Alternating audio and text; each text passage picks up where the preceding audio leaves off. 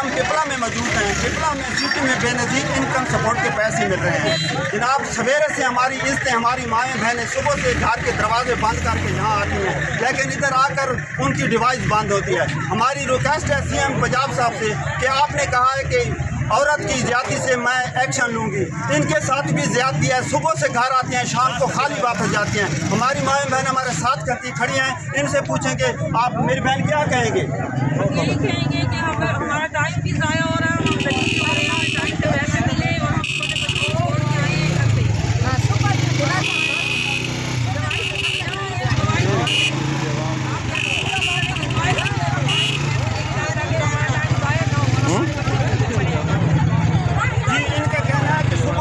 बच्चे भी भूखे पड़े हैं, सुबह से हमारे बच्चे। आप क्या कहें मेरी बहन, आप क्या कहें?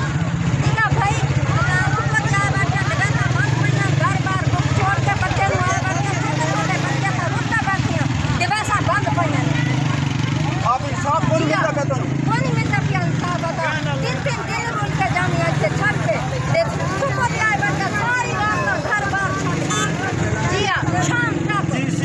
पंजाब साहब मरियम नवाज साहब, हमारी रिक्वेस्ट है कि आपने इन औरतों का इज़्ज़त के ख्याल करना है ना। ये भी हमारी भाई माएँ बहनें हैं, इनका भी इज़्ज़त का ख्याल करें।